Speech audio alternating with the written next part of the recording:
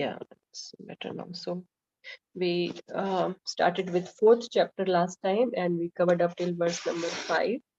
And we saw that how Krishna started talking about transcendental knowledge in this chapter. And this chapter, like first 10 verse, is telling us about transcendental knowledge about Krishna. Then the next 5 verse tells about, how Krishna is the goal of all the paths, and he is the creator of the varnashrama dharma also. Then this chapter will also talk about karam yoga and the sacrifices which result in knowledge ultimately. And then at the end we discuss what is the summary of transcendental knowledge. So transcendental knowledge, what it is, we discussed that transcendental knowledge is the spiritual knowledge of soul, of God, and their relationship. So that and this knowledge, this is the fruit of selfless devotional service. And that's also called karam yoga so far, what we have discussed in third chapter. And Lord, he also explains the history of Bhagavad Gita and what is the purpose of his appearance and what's the significance of all this knowledge. So all these things are discussed in this chapter, and we understood what's the connection between the third chapter and the fourth chapter. The previous chapter ended with lust and all. Krishna ended the last chapter talking about lust, and here he started talking about transcendental knowledge, and that he had given this knowledge to sun god. So why all of a sudden from lust to sun god and transcendental knowledge and all? So we understood that how, lust, it covers our knowledge, and then ignorance, it blinds us, it binds us with our attachments and all. So Krishna, to remove that cover of ignorance, he's giving us this knowledge. He has moved to the to this next section of transcendental knowledge, which can help us overcome that cover of ignorance, which is the result of lust. So that's why from lust he comes to transcendental knowledge. And then why he gave it to, why he's talking about sun god. So again, he mentions then that, how somebody in position and kingly kshatriya, they should have this knowledge so that they can pass this knowledge to their subordinates, and they can preach and teach by example and all. So we understood all that, and then Krishna also told how it became, this knowledge, it was given about 2 million years ago, but then the parampara was lost. So we understood how the parampara gets lost. That's an important thing for us to understand. So whenever the knowledge, it gets distorted due to some personal motives, and if it is not passed on as it is, then there is a fear of the parampara getting lost, or that is the reason behind getting the parampara lost. That's how the other religions these days, they are becoming distorted, and knowledge is not handed over as it is. And these things have to be taken care of in ISKCON also. Even when Prabhupada was there, some things were happening like this. Whenever there was some distorted knowledge, Prabhupada would just check it that time, he would smash it, and he would say that no, it's not going to work like that. So we should be very careful from whom are we hearing. Is the message pure? Is it Prabhupada's message only we are getting? Is it bringing transformation in our heart or not? It's not about listening to something new, something exciting, not the boring same stuff we already know, read it. No, it has to be the same message only. We should understand that. It's the same message only coming down from Krishna through the parampara to us. That message only can bring about transformation in our heart. Otherwise, it's not going to help us. In verse number 4.3, then Krishna tells that why he's giving this knowledge to Arjuna. So this tells us about the qualifications to understand Bhagavad Gita. Bhakto asime sakha cheti. So one has to be a devotee and a friend of Krishna to understand this mystery, rahasya. So why Bhagavad Gita is a rahasya, even when it is freely distributed and it's an open book for everybody. Every day, everyone can read it anywhere. Why is it a mystery? So again, the same thing. If we have an envious heart, we don't have the due faith and respect and submission for Krishna, we cannot understand the message. Our heart will not be transformed, and it will still remain a mystery to us, even if we read it 100 times. So we need to have a proper attitude, right attitude, Even if Krishna is glorifying himself, is asking us to surrender to only him. We should accept that with right attitude. Otherwise, we will raise questions. We will become, even more envious, and it's not going to help us. It will still be a mystery. So we have to hear it from the right source, and we have to hear it with right attitude. Then only this mystery can be revealed to us. Then fourth verse, Arjuna asks a question. So Prabhupada then in the purport, he tells that why Arjuna is asking this question. He is an eternal associate of Krishna. Arjuna asks, Sun God Vivaswan is senior by birth to you. How am I to understand that in the beginning you instructed this science to him? So is it that he is doubting Krishna or what? But Prabhupada then in the purport, he raises a question in the beginning, and he says Arjuna asked it for the benefit of common people, so that if Krishna speaks about himself, his birth and his glories and everything, he establishes everything about him authoritatively, then nobody will be able to question it ever in future. So that's why Arjuna asked this question. And in the fifth verse, then Lord begins to speak. The personality of God said, many births, both you and I have passed, I can remember. So how we understood about the Jiva and the Lord, what is the difference between them? So Jiva is always the Jiva and the Lord is always the Lord. He doesn't forget, but we do forget. However great a Jiva may be in the material estimation, but we can never be equal to the Supreme Lord. He is infallible, but we are fallible, and when we change the material body, we forget everything we experienced in the previous body. But that's not the case with Krishna. And today we will continue from verse number 6. So Krishna continues now to explain on the same topic to Arjuna. Ajo api san avyayatma bhutanam ishvaro api san prakritim swam adhisthaya sambhavami atma mayaya. Someone please read translation and purport. Hare Krishna Mataji, should I read? Yes, Mataji, please.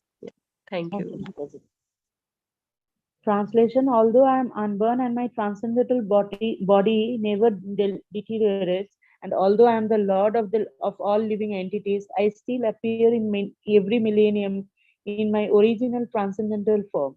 Purport: the Lord has spoken about the peculiarity of his birth. Although he may appear like an ordinary person, he remembers everything of his many past births, whereas a common man cannot remember what he has done even a few hours before. If someone is asked what he did exactly at the same time the one day earlier, it would be very difficult for a common man to answer immediately. He would surely have to dredge his memory to recall what he was doing exactly at the same time one day before, and yet men often dare claim to be God or Krishna. One should not be misled by such meaningless claims. Then again, Lord explains his prakriti is or his form. Prakriti means nature as well as swarupa or one's own form. Lord says that he appears in his own body. He does not change his body as the common living entity changes from one body to another.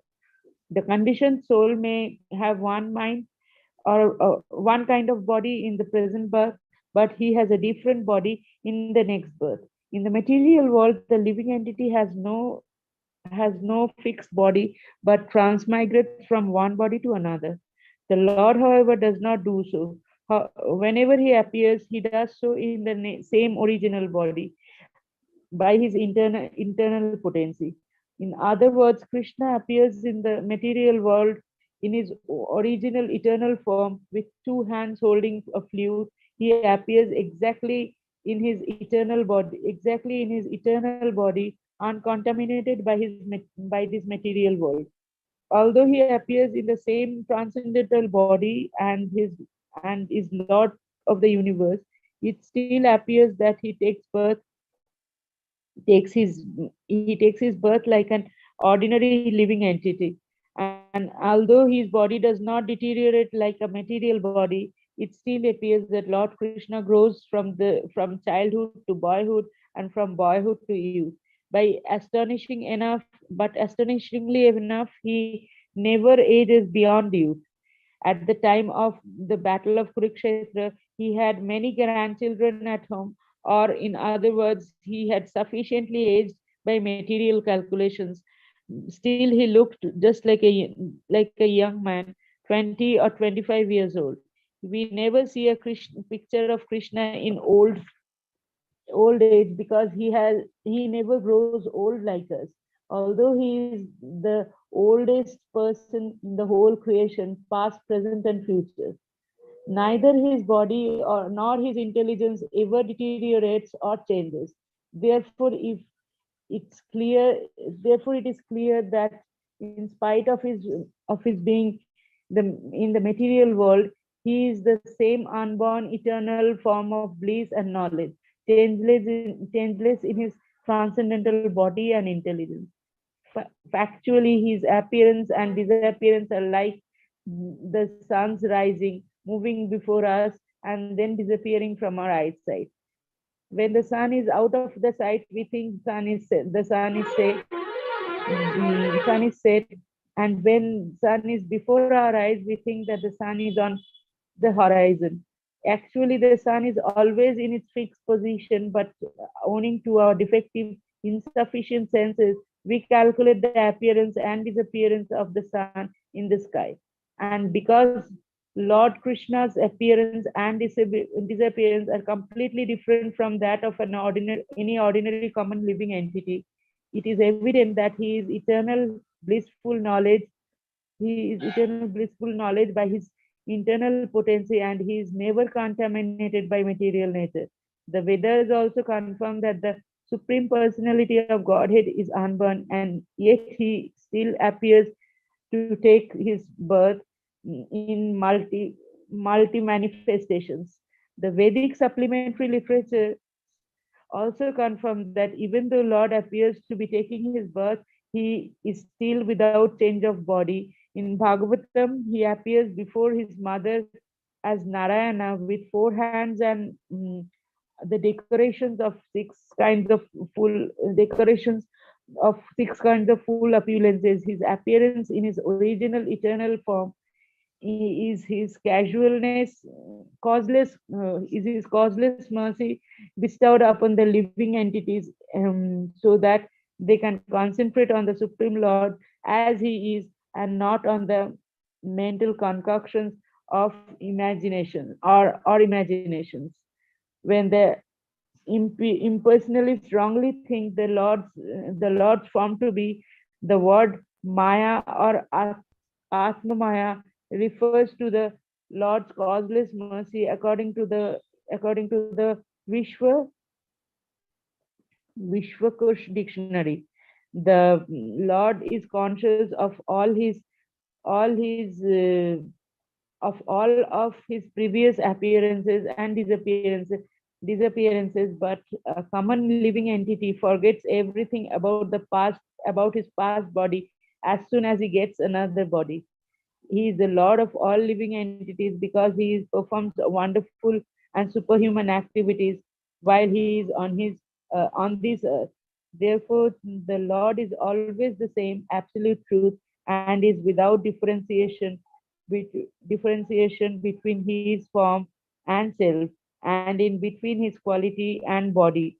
A question may now be raised as to why the Lord appears and disappears in the world. This is explained in the next verse.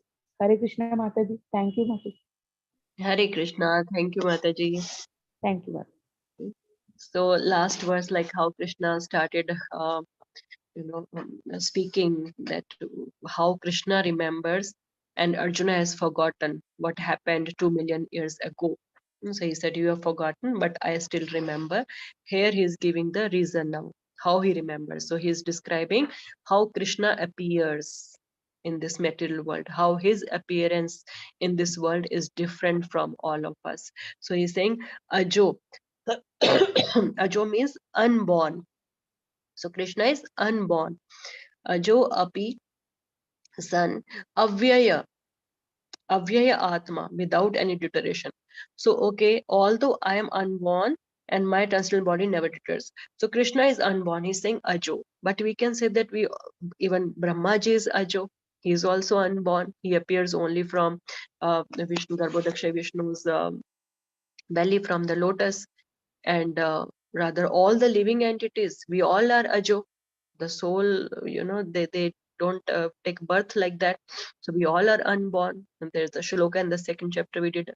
Ajoham shashvato ayam na purano na hanyatya na hanyamane sharire. So Atma is Ajo, it's unborn. So then what is different about Krishna? So this next word, Avyaya Atma, this tells us the difference between us and Krishna. But the Lord is Avyaya also, no deterioration. Our Atma is Ajo, but our body, it deteriorates. But for Krishna, his body also is Ajo and Avyaya. It never deteriorates. His body never undergoes the 6 kind of changes that our body goes. And then ultimately our body meets death, but that doesn't happen with Krishna. And the next thing is telling his Bhutanam Ishvaro.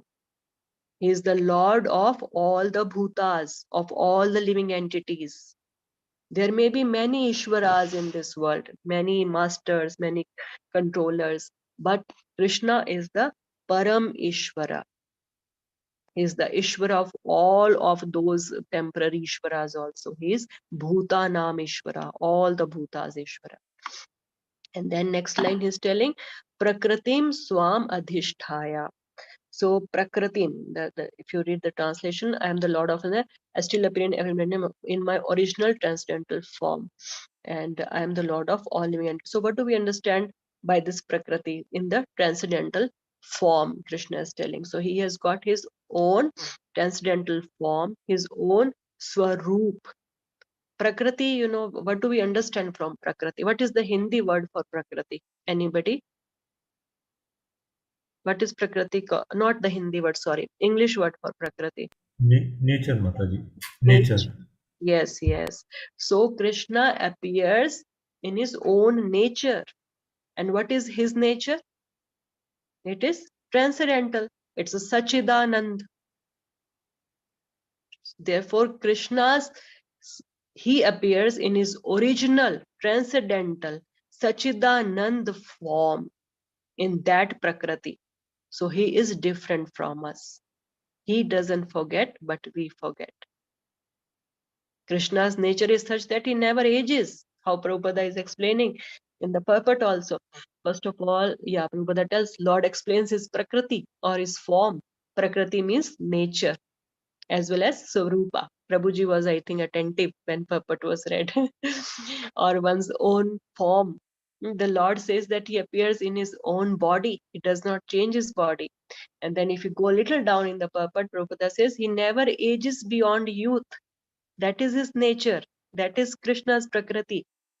We have never seen Krishna like an old man, 125-year-old man, even when he had grandchildren.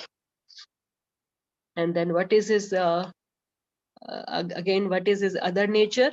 He just appears and he disappears like the sun. His body doesn't deteriorate like our body and meets an end. He only appears and disappears like a sun. So Krishna is like Nitya. All his Nitya is eternal. And all his pastimes, all his leelas are also Nitya. At every point of time, Krishna's every pastime is being performed in some place, in some universe. It is going on. So everything is happening Nitya, in an eternal cycle for Krishna. So this is how he is different from us, and this is how he appears.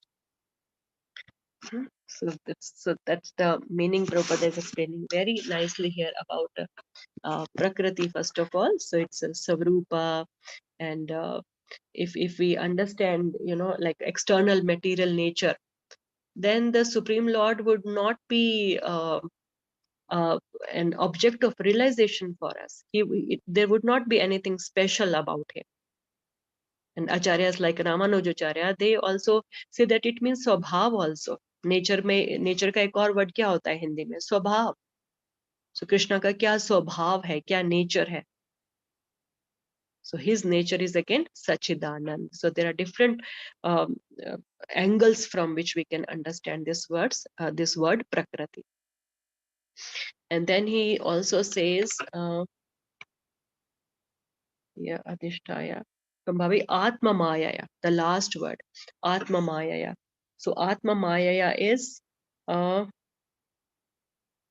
is the word to one meaning? I'm checking the seventh. Atma Mayaya, the word to one, by my internal energy. So by my internal energy, so that is Krishna's Yoga Maya. So Krishna is saying that he comes in this world through his Yoga Maya, in his own Swaroop, in his own nature, in his own transcendental form. He doesn't come in this through the external energy, but through his internal energy. So Prabhupada is again refuting the Mayavatis here. If they say that I am God, but I have forgotten, that I am God, but I will now meditate for some time, and then this illusion will go, and then I will remember that I am God. So Prabhupada says that all is nonsense. If you are God, you can never forget that you are God. You can never be illusioned. Rather, you cannot even forget everything about every living entity. You will be remembering everything about everybody. You cannot forget anything. So this is also an important point to refute the people who say that I am God, he is God, this God, that God. If they are God, then they should remember everything about everybody. So this is how Krishna appears. So this verse tells us, and verse number 7 now tells us why Krishna appears. Why does he appear? Yada yada hi dharmasya glanirбhavati bharat abhyuthanam adharmasya tada atmanam srajami aham. Vijayalakshmi Mataji, you want to read? Yes, Mataji. Hare Krishna. Hare Translation. Whenever and wherever there is a decline in religious practice, O descendant of Bharata, and a predominant rise of irreligion, at that time I descend myself. Purport. The word Srajami is significant herein. Srajami cannot be used in the sense of creation because, according to the previous verse, there is no creation of the Lord's form or body, since all of the forms are eternally existent.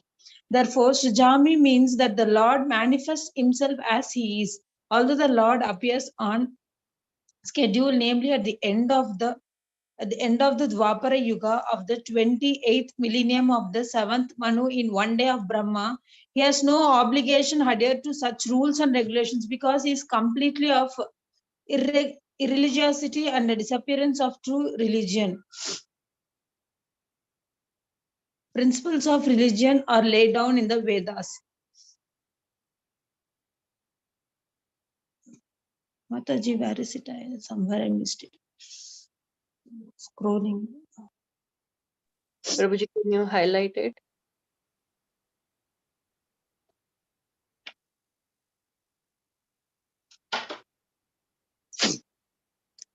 I got it, Mataji. Principle laid down.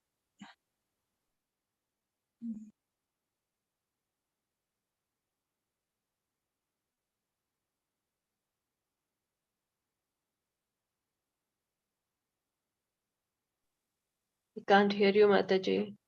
No, Mataji, I'm actually searching. And any discrepancy in the matter or property executing the rules of the Vedas makes one irreligious. In the Bhagavatam, it is stated that such principles are the laws of the Lord. Only the Lord can manufacture a system of religion. The Vedas are also accepted as originally spoken by the Lord himself to Brahma, from within his heart. Therefore, the principles of Dharma or religion are the direct orders of the Supreme Personality of Godhead. Dharmantu Sakshat Bhagavatam Pranitam. These principles are clearly indicated throughout the Bhagavad Gita. The purpose of the Vedas is to establish such principles under the order of the Supreme Lord, and the Lord directly orders at the end of the Gita that the highest principle of religion is to surrender unto Him only and nothing more. The Vedic principles push one towards complete surrender unto Him, and whenever such principles are disturbed by the demonic, the Lord appears. From the Bhagavatam, we understand that Lord Buddha is the incarnation of Krishna, who appeared when materialism was rampant and materialists were using the pretext of the authority of the Vedas. Although there are certain restrictive rules and regulations regarding animal sacrifice for the particular purpose in the Vedas, people of demonic tendencies still took to animal sacrifice without reference to the Vedic principles. Lord Buddha appeared in order to stop this nonsense and to establish the Vedic principles of non-violence. Therefore, each and every avatara or incarnation of the Lord has a particular mission, and they are all described in the revealed scriptures. No one should be accepted as an avatara unless is referred to by scriptures. It is not a fact that the Lord appears only on Indian soil. He can manifest himself anywhere and everywhere, and whenever he desires to appear. In each and every incarnation, he speaks as much about religion as can be understood by the particular people under their particular circumstances. But the mission is the same, to lead people to God consciousness and obedience to the principles of religion. Sometimes he descends personally, and sometimes he sends his bona fide representative in the form of his son or servant or himself in some disguised form. The principles of the Bhagavad Gita were spoken to Arjuna, and for that matter to other highly elevated persons, because he was highly advanced compared to ordinary persons in other parts of the world. 2 plus 2 equal 4 is a mathematical principle that is true in the beginner's arithmetic class and in the advanced class as well. Still, there are higher and lower mathematics. In all incarnations of the Lord, therefore, the same principles are taught, but they appear to be higher and lower in varied circumstances. The higher principles of religion begin with the acceptance of the 4 orders and the 4 statutes of social life, as will be explained later. The whole purpose of the mission of incarnation is to arouse Krishna consciousness everywhere. Such consciousness is manifest and non-manifest only under different circumstances. Thank you, Mataji. Hare Krishna.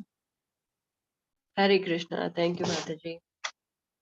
So this is a famous verse, and most of you are already aware of the reasons why Krishna appears. And the important thing we just understand from here is the word srajami. Yada dharmasya glanir bhavati bharata, the last part, tada atmanam srajami aham. So srajami, Prabhupada begins the purport by explaining this word only. It doesn't mean any creation or anything, because Krishna is not created. He has always been there. There is no creation of the Lord's form or body, since all of the forms are eternally existent. So what does this mean? It means manifests. Krishna manifests in the material world. It's called Prakat Lila. And when he disappears, it's called Aprakat Lila. So Krishna appears, Krishna disappears. It's not that he's born and then he's gone. Not like that. He appears and disappears just like the sun. And why does he do that? When the dharma is lost. There is loss of dharma. And what is loss of dharma? Prabhupada tells that. What is dharma, first of all? Dharmam tu sakshat bhagvat pranitam. Dharma is to surrender to the Lord, to take shelter of the Lord. When that is gone, when there is loss of God, there is loss of dharma. And how does that happen? Prabhupada is telling all that, how such principles are disturbed by the demonic people, and then the Lord appears, how people start misusing the knowledge of the Vedas also for killing animals for the sake of satisfying their senses. And then Krishna has to appear again and again in different forms to check all these violations, to check such adharmic activities, such loss of dharma, such loss of God. So we need to understand what is dharma. Dharmam tu sakshat bhagvat pranitam. So we have to take shelter of the Lord. We have to follow his direct orders. That is dharma. When somebody is not doing that, then that is the loss of dharma, and Krishna has to appear in different forms. And yeah, why he appears in different forms. So that is again according to the requirements at different places. So Prabhupada has given this example of the maths also. So the basic principle always remains the same for Lord's appearance, but there are higher and lower mathematics. So like that only, depending upon the circumstances, time, place, and circumstances, Krishna brings out the teachings of Dharma, how much people can understand. So, like, how a small kid, if asks us, what happens when we eat food? What happens when it goes in our stomach and all?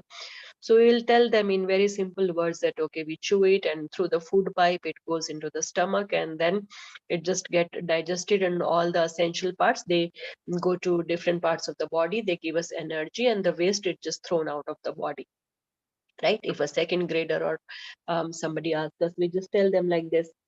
And if a medical student is studying this digestion process, then he will be told in detail what happens, how it is, how the saliva is secreted and how it is chewed, and how then it goes, and what all juices are secreted, and what all enzymes and different roles of the different organs, and which enzyme is important for which organ, which is harmful, this acid and this and that. I myself don't know about all those details. So they will be told in detail. So accordingly, Krishna also gives all this knowledge according to our grade, at what level we are. So we understand this in our basic Gita course and everywhere, like why some rules are only meant for Hindus or for a particular community. Rather, other people, they are allowed to marry 3-4 times. They have polygamy and all is allowed, or they're allowed to eat non-veg also, this and that. So it depends upon everybody's grade, for the gradual elevation of everybody, because at that level they can understand only that much. So Krishna gives us the knowledge accordingly, and slowly he tries to bring them up, elevate them. So we should not see that, oh, they people are at benefit if they are being allowed to do all that and we are not being allowed. We should understand that we are at a higher grade now, and they are the juniors, so we should not look down upon also them.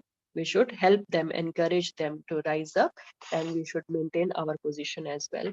So Prabhupada has explained all these things. So the last part of the purport, the higher principles of religion begin with acceptance of the 4 orders and the 4 statuses of social life, as will be explained later. Yeah, so Varnashrama Dharma will come up later. Okay. Now, another reason Prabhupada is, not Krishna is telling in the 8th verse now again, another reason why he appears. Paritranaya sadhunam vinashaya cha dushkratam dharam sanstapana arthaya sambhavami yuge yuge. Rama Mataji, you want to read? Hare Krishna Mataji. Yes, ma'am. Yeah. To deliver the pious and annihilate the miscreants, as well as to re-establish the principles of religion, I myself appear millennium after millennium. Purport. According to Bhagavad Gita, a sadhu, a holy man, is a man in Krishna consciousness.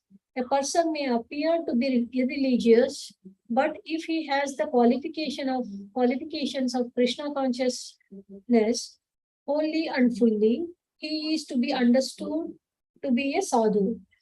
And Dushkrutam applies to those who do not care for Krishna consciousness. Such miscreants or Dushkrutam are described as foolish and the lowest of mankind, even though they may be decorated with mundane education, whereas a person who is 100% engaged in Krishna consciousness is accepted as a sadhu, even though such a person may be neither learned nor well cultured. As far as the atheists are concerned, it is not necessary for the Supreme Lord to appear, as he is to destroy them. as he did with the demons Ravana and Kamsa. The Lord has many agents who are quite competent to vanquish demons, but the Lord especially descends to appease his unalloyed devotees who are always harassed by the demonic. The demon harasses the devotee even though the latter may happen to be his skin. Although Prahlad Maharaj was the son of the Hiranyakashipu, he was nonetheless persecuted by his father. Although Devaki, the mother of Krishna, was the sister of Kamsa, she and her husband Vasudeva were persecuted only because Krishna was to be born of them. So Lord Krishna appeared primarily to deliver Devaki rather than kill Kamsa, but both were performed simultaneously. Therefore, it is said here that to deliver the devotee and vanquish the demon miscreants, the Lord appears in different incarnations. In Chaitanya Charitamrita of Krishnadas Kaviraja, the following verses Madhyalila 20.263 to 264 summarize these principles of incarnation. Mataji, I'll skip this, Mataji. Shriti, Yes, ma'am. Yes, Yes. Mother. It's okay. The avatara or incarnation of Godhead descends from the kingdom of God for material manifestation. And the particular form of the personality of Godhead whoso descends is called an incarnation or avatara. Such incarnations are situated in the spiritual world, the kingdom of God. When they descend to the material creation, they assume the name avatara. There are various kinds of avatars such as Purusha avatars, Guna avatars, Leela avatars, Satya, Satyavesha avatars, Manvantara avatars, and Yuga avatars, all appearing on schedule all over the universe. But Lord Krishna is the primal Lord, the fountainhead of all the avatars. Lord Sri Krishna descends for the specific purpose of mitigating the anxieties of the pure devotees who are very anxious to see him in his original Vrindavana pastimes. Therefore, the prime purpose of the Krishna Avatara is to satisfy his unalloyed devotees. The Lord says that he incarnates himself in every millennium. This indicates that he incarnates also in the age of Kali. As stated in the Srimad Bhagavatam, the incarnation in the age of Kali is Lord Chaitanya Mahaprabhu, who spread the worship of Krishna by the Sankirtana movement, congregational chanting of the holy names, and spread Krishna consciousness throughout India. He predicted that this culture of Sankirtana would be broadcast all over the world, from town to town and village to village. Lord Chaitanya, as the incarnation of Krishna, the personality of Godhead, is described secretly but not directly in the confidential parts of the revealed scriptures, such as the Upanishads, Mahabharata, and Bhagavatam. The devotee of the Lord Krishna are very much attracted by the Sankirtana movement of Lord Chaitanya. This avatara of the Lord does not kill the miscreants, but delivers them by his causeless mercy. Hare Krishna. Mataji. Hare Krishna. Thank you, Mataji. So now Krishna is telling more reasons.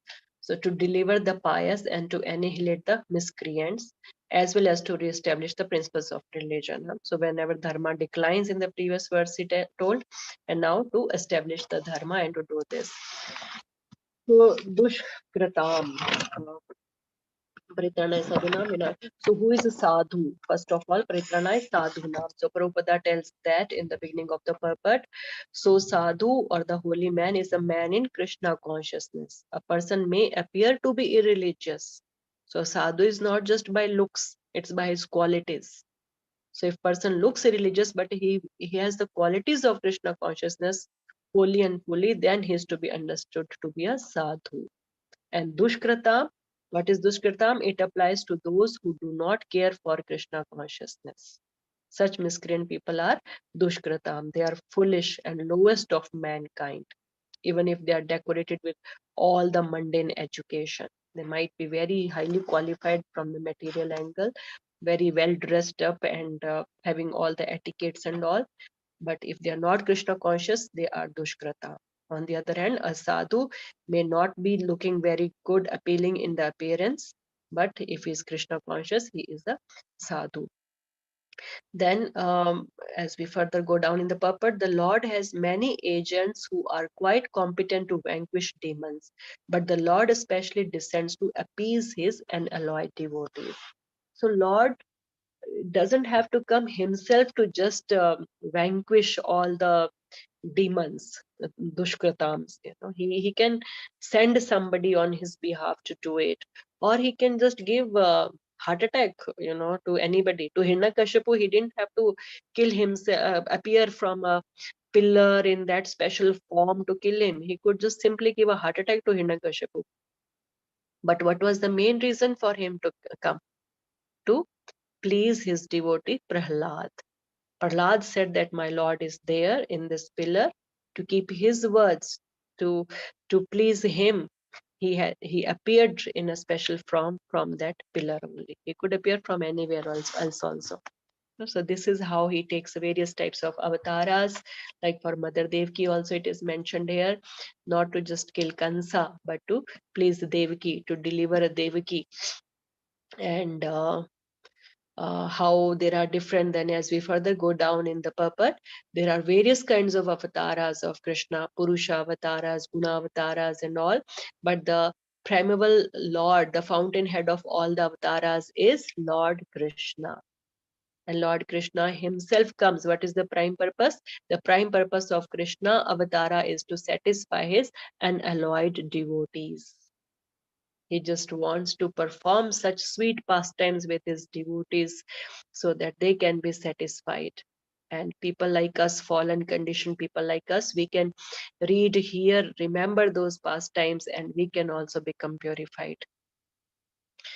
And yeah, Prabhupada is telling about the Kali Yuga Avatara also, like how Chaitanya Mahaprabhu is the Avatara in this age of Kali. And but Lord Chaitanya Avatara, what is different about him? The last line here, we understand this Avatara of the Lord does not kill the miscreants, but delivers them by his causeless mercy. So other incarnations of the Lord, they come and they please the devotees, they save the devotees, protect the sadhus, and they also vanquish the demons, dushkratams. But Lord Chaitanya, he doesn't kill anybody. He only delivers everybody. So this is how magnificent, merciful Lord Chaitanya is. Okay, so next verse, number 9. Now we know about Krishna's appearance, about his birth, how he appears, and why he appears. Now, what is so special about it? Verse number 9 tells us. Jankaram cha me divyam evam yo veti tatvatah tyaktva deham punarjanma naiti mameti so Arjuna. Banali Mataji. Yes, Mataji. Krishna Mataji. The one who knows the transcendental nature of my appearance and activities does not upon leaving the body takes birth again in this material world, but attains my eternal abode, O Arjuna. Purport. The Lord's descent from his transcendental abode is already explained in the 6th verse. One who can understand the truth of the appearance of the personality of Godhead is already liberated from material bondage, and therefore he returns to the kingdom of God immediately after quitting the present material body. Such liberation of the living entity from material bondage is not at all easy. The impersonalists and the yogis can attain liberation only after such trouble and many births. Even then, the liberation they achieve, merging into the impersonal Brahmajyoti of the Lord, is only partial, and there is risk of returning to this material world. But the devotee, simply by understanding the transcendental nature of the body, and activities of the Lord attains the abode of the Lord after ending this body and does not run the risk of returning to this material world. In the Brahma Samhita 5.33, it is stated that the Lord has many forms and incarnations. Advaitam, Achyutam, Anandam, Ananta Rupam. Although there are many transcendental forms of the Lord, there are still one and the same Supreme Personality. They are still one and the same Supreme Personality of Godhead. One has to understand this fact with conviction, although it is comprehensible to mundane scholars and empiric philosophers, as stated in the Vedas, Purusha Buddhi, Purusha Bodhini seventh Upanishad. Ekadeva Nitya Mamu Rakta Bhaktayapi Rivi Amar Atma. The one Supreme Personality of Godhead is eternally engaged in many transcendental forms in relationships with his unalloyed devotees. The Vedic version is confirmed in this verse of the Gita personally by the Lord. He who accepts this truth or the strength of the authority of the Vedas of the Supreme Personality of Godhead, and who does not waste time in philosophical speculations attains the highest perfectional stage of liberation. Simply by accepting this truth on faith, one can without a doubt attain liberation. Vedic version Tattvam Asi is actually applied in the case. Anyone who understands Lord Krishna to be the Supreme, or who says unto the Lord, "You are the same Supreme Brahman," the personality of Godhead is certainly liberated instantly. And consequently, this entrance into the transcendental association of the Lord is guaranteed. In other words, such a faithful devotee of Lord attains perfection, and this is confirmed by the following Vedic assertion: Tam eva vidvati mritum eti namaya pantha vidyate yamaya. One can attain perfect state of liberation by birth and death simply by knowing the Lord, the Supreme Personality Personality of Godhead, and there is no other way to achieve this perfection. Shvetashwara Upanishad 3.8. That is, there is no alternative means that if anyone who does not understand Lord Krishna as Supreme Personality of Godhead is sure. There is no alternative means that anyone who does not understand Lord Krishna as the Supreme Personality of Godhead is surely in the mode of ignorance, and consequently he will not attain salvation, so to speak, by leaking the outer surface of the bottle of honey, or by interpreting the Bhagavad Gita according to mundane scholarship. Such empiric philosophers may assume many important roles in the material world, but they are not necessarily eligible for liberation. Such puffed up mundane scholars have to wait for the causeless mercy of the devotee of the Lord. One should therefore cultivate Krishna consciousness with faith and knowledge, and in this way attain To wait, perfection. causeless mercy. Yeah, sorry, Mataji, we had lost your voice for last couple of lines, so I was just completing. Should I repeat? That's okay, Mataji. Yeah, I was just last line. Maybe you can read. Such puffed up mundane scholars. Yeah. Such puffed up mundane scholars. Is it audible, Mataji? Yes, Mataji. Such puffed up mundane scholars have to wait for the causeless mercy of the devotee of the Lord. One should therefore cultivate Krishna consciousness with faith and knowledge, and in this way attain perfection. Hare Krishna. Hare Krishna. Thank you, Mataji. Okay. So we saw how Krishna appears and what are his activities and what is the result of understanding that. Not just reading, we have to understand it and how we have to understand it. So Krishna is telling here, Janam Karam Che Me Divyam. Evam yoveti tattvataha. One who understands this in truth, in reality. What happens then? Tyaktva deham punarjanma neti mameti swarjuna. So he will not have to take his birth again in the material world. That person will straight away go back to Krishna, eternal abode. So this is the result of understanding about Krishna's Jan and Karm in Tattvataha, in reality. Not simply by, yeah, we have read about it now, we know it, and that's it, we are good. So we'll start again with the purport. First of all, we just need to understand this word Tattvataha, how important it is for us, and what do we understand by Tattvataha, how we have to understand Krishna's Janma and Karma. Okay, so Prabhupada, yeah, the second line of the verse only. One who can understand the truth of the appearance of the personality of Godhead is already liberated from material bondage and therefore returns to the kingdom immediately after. And move down. The impersonalists and the yogis attain liberation only after much trouble. So much trouble impersonalists and yogis have to do. But a devotee, simply by understanding Krishna's transcendental nature, of his body, of his activities, of his appearance, disappearance, he can just get out of this material world. But we need to understand this fact with conviction. This line here in the Brahm Samhita. After that, if you go down, although there are many transcendental forms of the Lord, they are still one and the same supreme personality of Godhead. One has to understand this fact with conviction.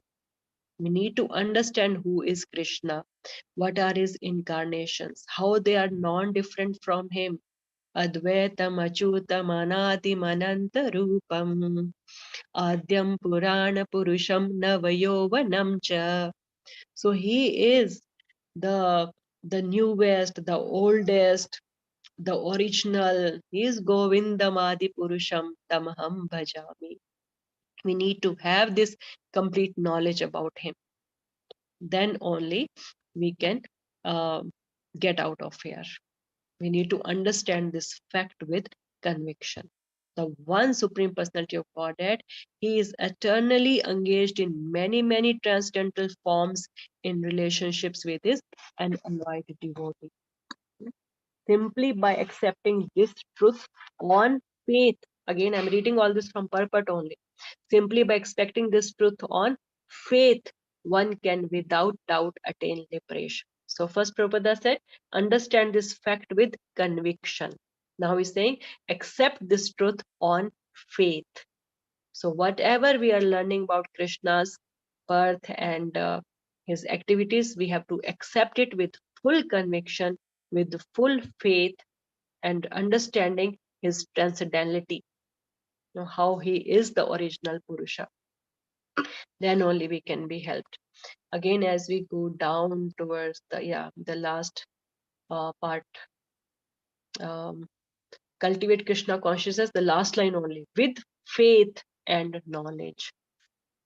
I just wanted to point out these things from purpose, and now we'll talk about it.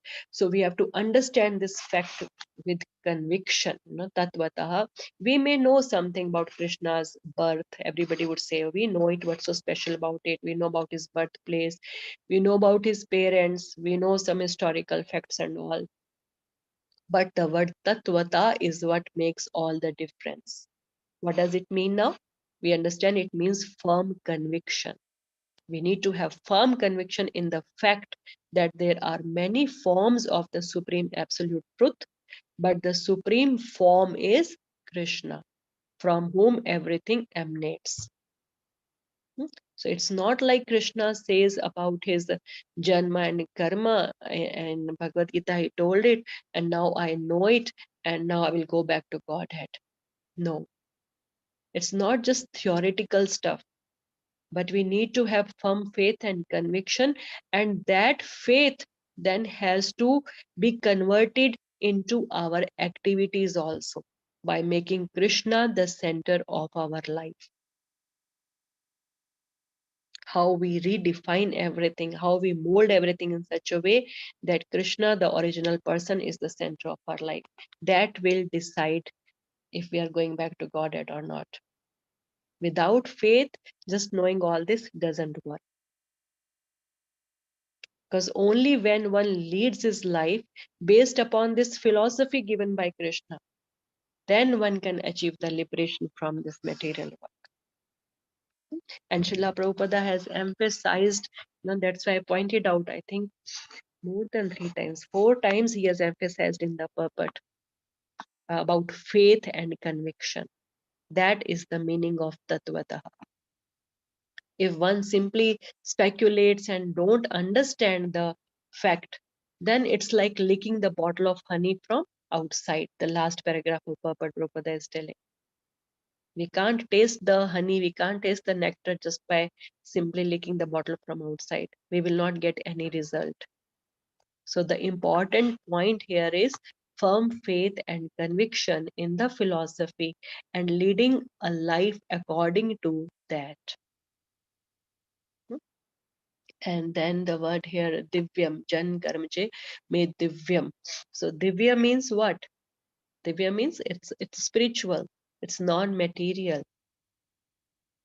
It's beyond the 3 gunas of this material world. So the Lord's birth and activities, they are beyond all this material conception. They are eternal. And acharyas like Ramanujacharya, they also tell, also it can mean that Divya can also mean not approachable by logic, by our this mental logic, or they are all inconceivable. They can't be understood on our mental capacity. They are beyond all this. So if we understand Krishna in Tattvataha, we not only attain liberation after leaving this body, but while being in this body also we are liberated. How? Because we are fully Krishna conscious then. Doesn't matter we are inside this body or we have left this body, left this world or not then. So this is how important it is to understand everything about Krishna in Tattvataha with full faith and conviction, and then living our life according to that. Okay. It's 8:08 already. I think we will stop here then. We'll continue next week from verse number 10. Again, these are all interesting verses. The purports are a bit longer. That's why it's taking us some more time, but no problem. Anybody, any questions, any comments, any realizations, anything you want to share? Just 2-3 minutes we can have.